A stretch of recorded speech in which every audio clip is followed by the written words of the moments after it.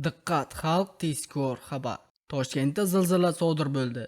Bugun 31-iyul kuni O'zbekistonning 10 ta hududida zilzila sodir bo'ldi. Bu haqda Seysmoprognostik monitoring respublika markazi xabar bermoqda. Qayd etilishicha, yer qimirlashi soat 16:13 da yuz bergan.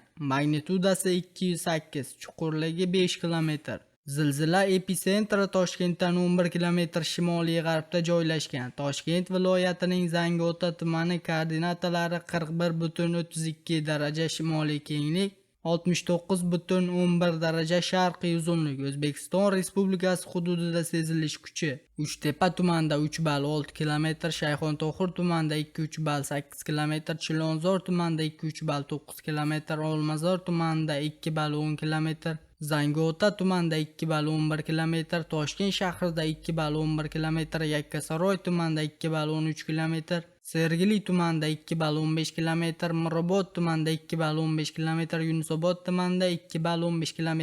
Eslatib o'tamiz, joriy yil 26-iyun kuni O'zbekistonning 12 ta hududida zilzila sodir bo'lgan edi. Sizga yetkazmoqchi bo'lgan xabarimiz shulardan iborat edi. O'zingiz va o'zgalar hayotiga befarq bo'lmang. Xayr, salomat bo'ling.